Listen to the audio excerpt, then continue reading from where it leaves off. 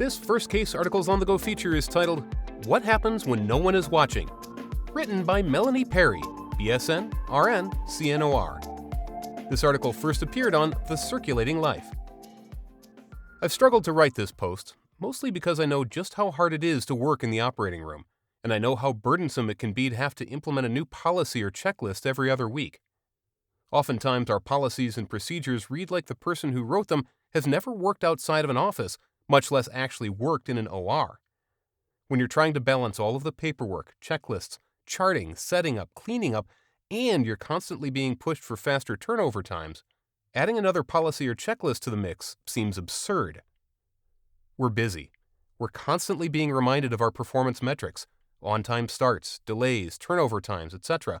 And right now, with staffing shortages sucking the wind out of so many of us, we're drowning under surgical volumes that we don't have the staff to support. Our busyness and heavy workload should drive us to assess why we're doing what we're doing.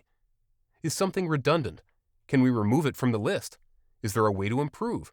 What evidence do we have to support this change? There's definitely a time and a place for evaluation of cumbersome policies and procedures, and for making evidence-based changes that improve workflow without increasing risk or causing harm. But our busyness should never lead us to cut corners, skip steps, or to ignore established guidelines for the sake of speed, convenience, or because we think a particular rule or guideline is stupid. So, how do we really do things? I can't tell you how many times I've heard someone say to a new employee, "Okay, that might be how we're supposed to do it, but let me show you how we really do it." What's the real message we're sending when we say this to someone? Now, I recognize that there's flexibility in how we do certain things, and the order of operations is generally up to personal preference, but there are other things that just aren't up for interpretation. When an attitude or culture exists within an OR that allows or even prioritizes personal preference or convenience over following established guidelines designed to ensure patient safety or prevent infection, we're setting ourselves up for disaster.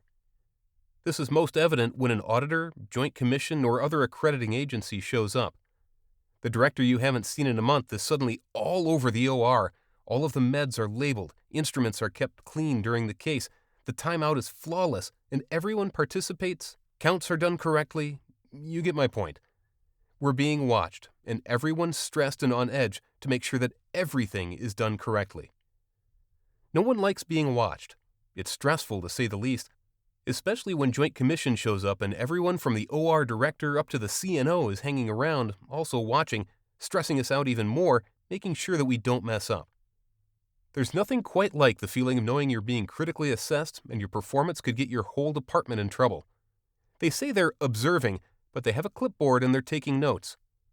Feels like a bit more than just observing, if you ask me. It's terrifying. But in their observation, do they see business as usual, even if it's mixed with tachycardia and nervousness? Or do they see a perfectly rehearsed ruse displaying all of the proper steps that belies the fact that the day-to-day routine is nothing like what they're seeing? Which brings me to my point. If we can perfectly portray the right way to do things any time that an auditor is watching, why can't we always do it? Why is it a struggle to get everyone to shut up and stand still for the timeout?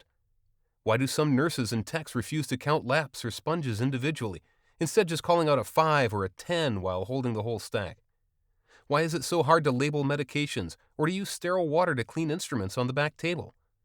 Generally speaking, how hard is it to wait 3 minutes for the prep to dry before draping? I could keep going, but my point is this. Everyone knows how to do the right thing when they're being watched, when an observer is holding them accountable for their behavior.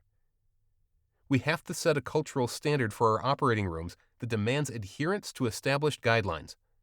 New staff, whether they're medical students, surgical techs, nurses, or residents, emulate the behavior that is demonstrated to them. If the experienced team treats the timeout like an afterthought, says it's okay not to label medication, or documents a count that never actually happened, then the new staff come to see this as acceptable behavior and they repeat it. And while they're also taught how things are supposed to be done, what they witness is how we really do things, and that is what becomes the norm instead of the correct way. Following established guidelines only feels like a burden when it's not the normal way of doing things. If we consistently do things the right way, then it becomes the habit. And the more you do something, the easier it is to do. To the point that an auditor could walk in at any given moment and nothing would change because our OR teams would be committed to following established guidelines and the accepted practice would be to follow them. So how do you make this happen for real? First, let me say that it's difficult. There are many moving parts, multiple people, and a multitude of rules to follow.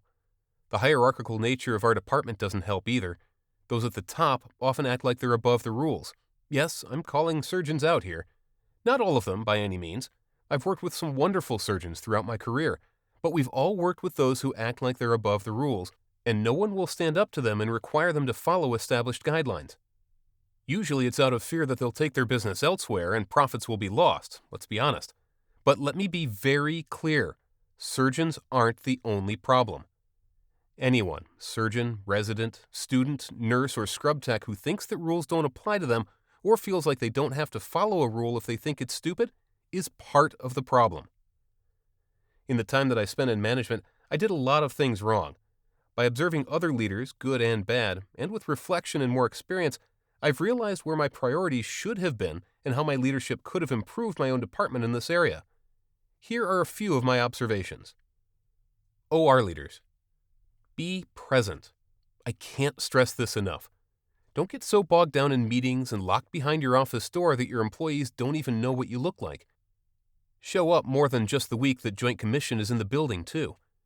Show your staff that they're important 365 days a year, not just the week of your survey. I know there's a lot pulling on your time, but prioritize being in the OR as much as you can. Hold everyone accountable. Title or position are irrelevant. When something isn't done correctly, don't ignore it, correct it. Be consistent. If something is important enough to correct with one person, it's important enough to correct with someone else. Support your staff and empower them to speak up. We take a lot of crap from surgeons sometimes when we try to do everything correctly. When leadership bows to the surgeon instead of the supporting staff who tried to do things correctly, it sends the message that staff are unimportant and the rules can be broken when it's convenient. While I think that the tone of the OR is set by OR leadership, they don't bear this burden alone. We are all adults and all responsible for how we act.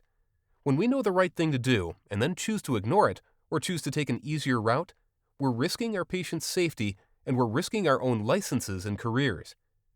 The idea that it won't happen to me is a delusion we let ourselves believe. One day, it could be you, or it could be your patient. The rules and established guidelines exist to help prevent those errors. They're not a burden, they're a safety net to support you and protect your patients. OR staff. Educate yourself. Learn the why behind the guidelines. AORN is a great resource. So is your OR educator if you happen to have one. Ask questions and be open to learning new things. Do what you know is right. It's sad that we always have to say, grow a backbone because you're going to need it, but it's true.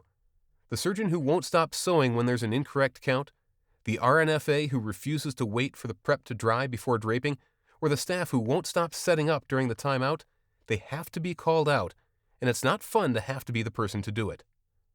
You're not alone. Escalate issues to leadership and ask for support.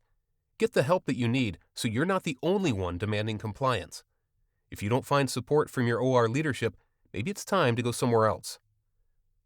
Recognize that insisting on following the established guidelines won't make you the most popular person, and it might even get you thrown out of a room or two.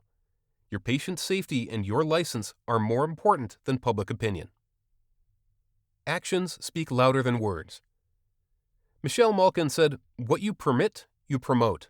What you allow, you encourage. What you condone, you own. What you tolerate, you deserve." What we allow sets the tone for the culture within our ORs. Our actions truly say a lot more about our priorities than our words do. So foster an atmosphere that prioritizes everyday compliance. It's difficult to fight against the status quo and a lot of work to change an ingrained set of bad habits, but the benefits to our patients and to our department are worth the challenge.